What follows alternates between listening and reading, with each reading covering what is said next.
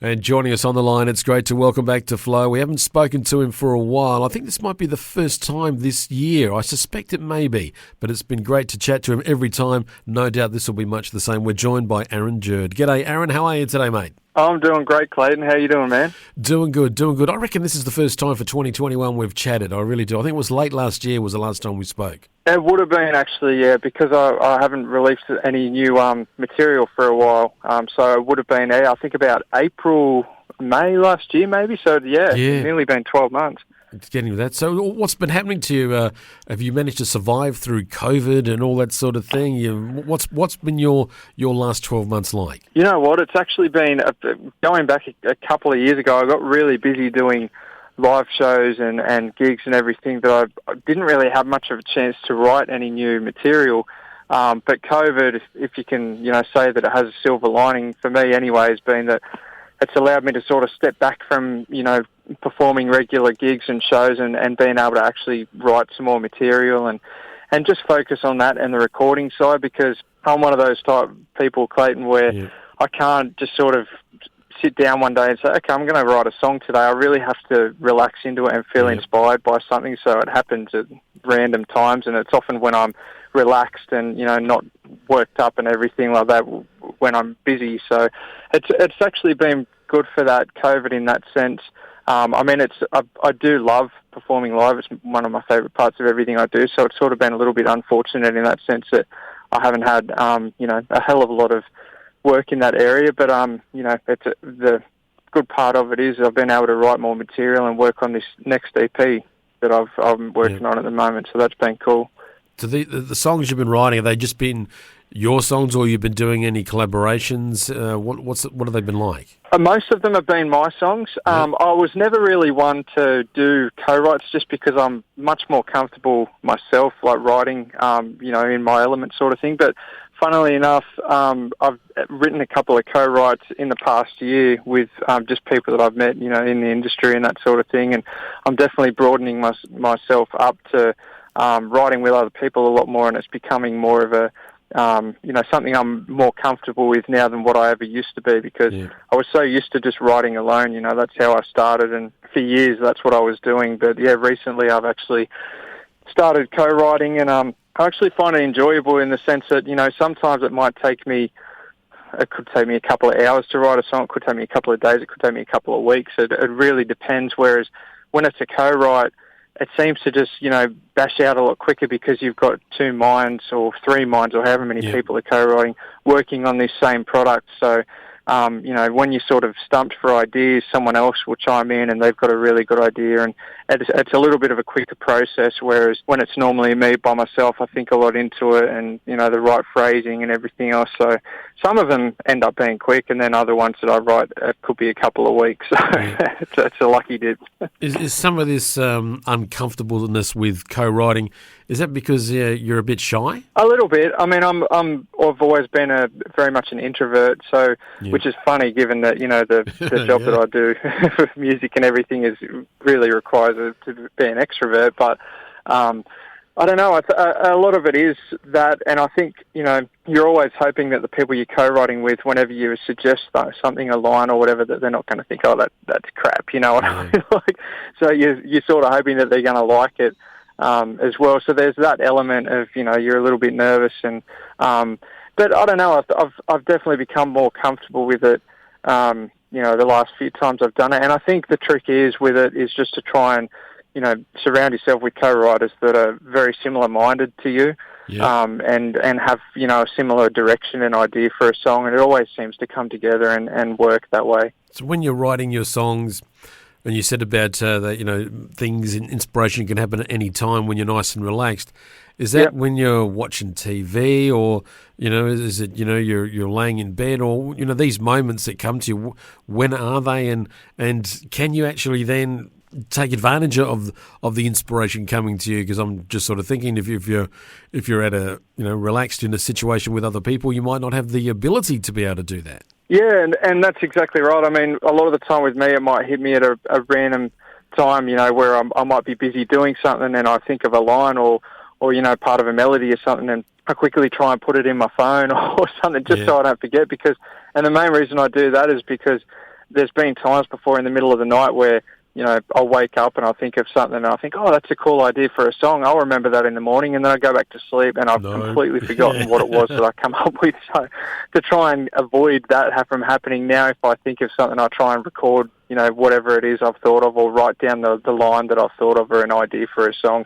But I mean, it can spark at any time, really. It's happened to me a lot in random sort of situations, and then a lot of the time I find it mostly happening to me is that I'll go through something, or and then when I least expect it, sort of thing, afterwards I feel creative and I think, I really feel like I need to sit down and write a song, which was the case with my latest single. I didn't know what I wanted to say or what song I wanted to write. I just felt creative and I wanted to say something. I just didn't know what it was. And anyway, I eventually wrote that song, and that's happened a couple of different times with other songs and stuff too, where I don't necessarily know what I want to say, but I just feel creative and know that I need to get it out of me. So that's part of being a songwriter, I guess. So the song we're talking about is Midnight Train. So when Midnight Train was, the inspiration was coming, was it a slow train round the bend, or was it like a freight train? Which was it?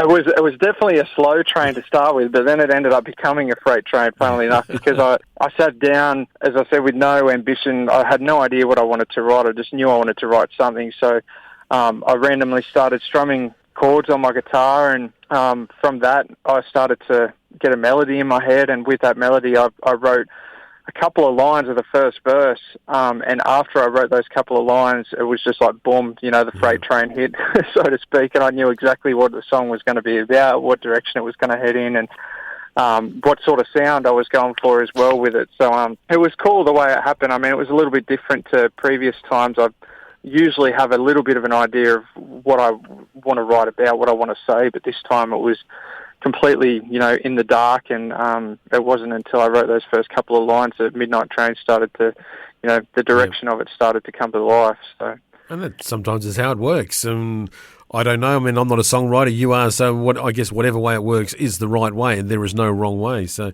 one thing I do know is the sound you talked about, and it is a very much. When I first heard the song, I went, someone's been listening to a lot of Nashville, because this has got a real Nashville feel, vibe, and it almost makes me feel like the boys from Muscle Shoals were helping you out. Yeah, well, that would be cool, but it wasn't the case with this single. But you're right, and it wasn't something I necessarily set out to do. I didn't think I'm going to make this song sound like it's just out of Nashville. I'm going to make it sound very contemporary and that sort of thing. It sort of eventuated as I was writing the song. That's just the direction it went. And I think because of that, it's definitely reflective of the style of country I listen to, which I use that term vaguely because I do listen to so many different kinds of music. But lately I have been listening to a lot of that Nashville sort of country, the very contemporary sort of stuff. Jason Aldean's and your Blake Sheltons and all that sort of thing. So it's very reminiscent of them and that sound.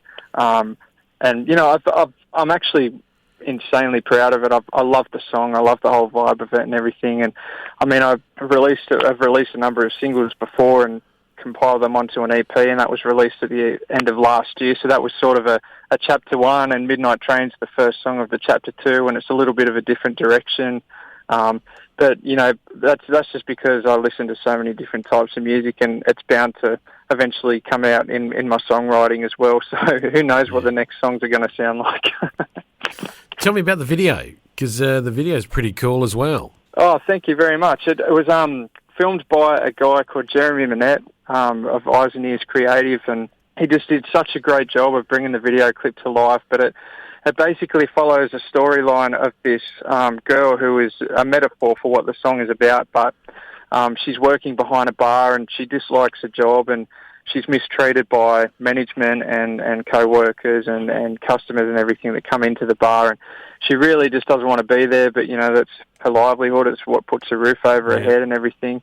So for her to be able to escape that reality, I take her out on a date to watch something as simple as the Midnight Train go by, and it's basically just about, we shouldn't live to work. We should just be able to appreciate the simple things in life and escape that reality, even if it is only for a short term, it's just being able to get back to the basics and appreciating life for what it is, so.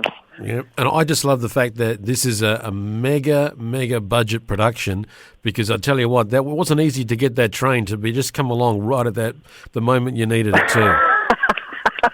That's awesome. You know what, Clay? The funny thing is, when I was talking to Jeremy about the location for the train scene, I was sort of said to him, I said, "Oh man, I really hope we get a train come by in the time that we're filming there, because it's I don't know how well used the track is or how many times a train comes by a day." And so we sort of went in blind, and then while we were there, about 5 to 6 freight and coal trains and everything went past. So we had plenty of opportunities to get the shots.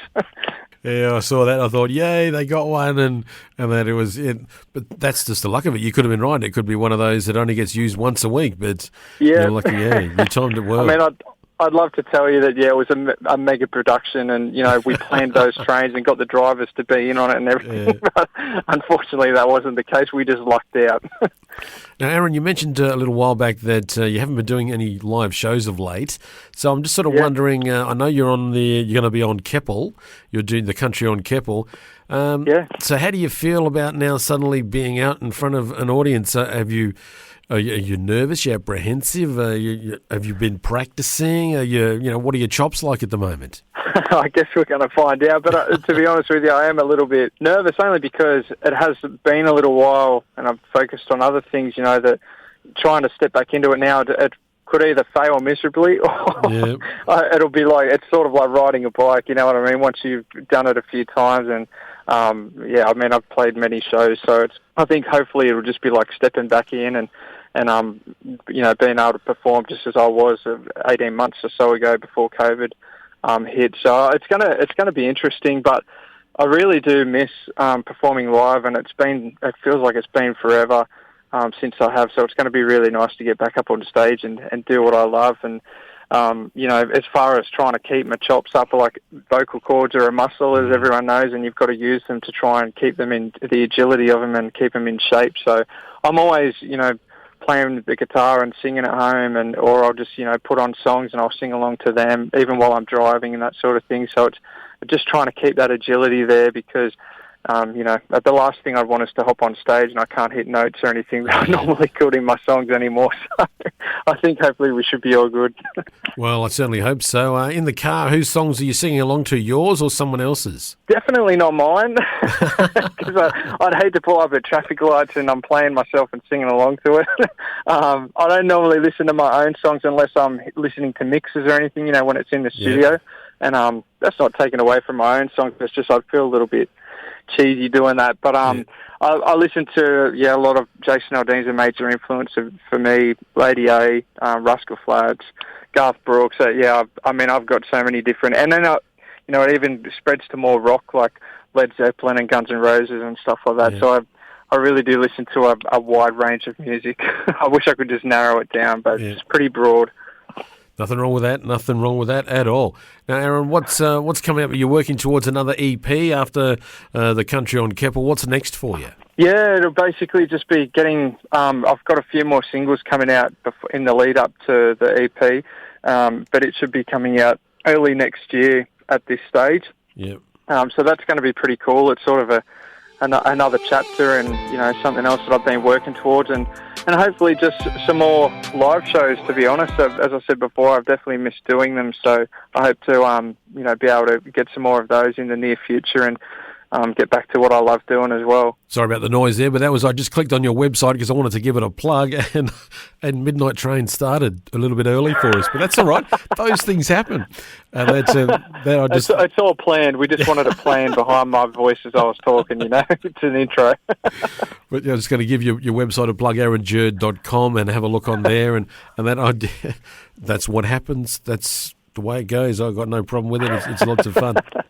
And then, I'm looking forward to hearing more music from you, as I always am, and good to be catching up, and hopefully if COVID and all that sort of releases itself in such a way that you can tour more around the country and we can get to see you down this way as well. Yeah, I would love to. I mean, I haven't really travelled that much before. I've said in interviews before, but I'd definitely love to be able to travel around and come and see some people and put some faces to the names of, people and friends I've been chatting to for so long. It'd be nice to come and see you all in person as well. Well, we'd love to have you in our Flow studios here playing a song for us, and that'll be fun. So hopefully one day, fingers crossed, that could happen as well. So we look forward to that. Well, Aaron, it has been great chatting to you, and I enjoy our conversations every time. Get things organised, relax, really enjoy your moment when you're on doing Country on Keppel. Spend a moment to actually soak it all in, because these things get taken away from us, as we've seen over the last year. So I want you to really enjoy the moment, and I know you'll knock the socks off everyone out there. You will do a great job. We know you do. But thank you so much for spending time with us today on Flow. We've got your new single here ready to go. If you could please introduce it for us. Yeah, no worries at all. Thanks so much for having me, Clayton. G'day, guys. It's Aaron Jurd, and you're listening to my new single, Midnight Train.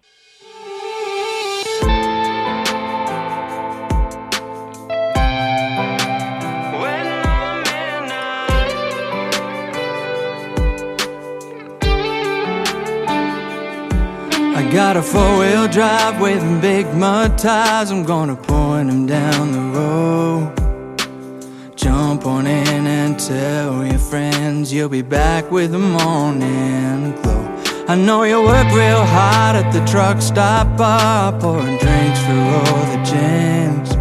I'm gonna take you down where the blacktop pavement ends. 'Cause it's Friday night and the stars burn bright, shining on the light we need. You and me under that oak tree, feeling young, wild and free. There's nobody around to help me knock down what's left of this champagne. 'Cause baby, this is all we'd ever need. Waiting on the midnight train.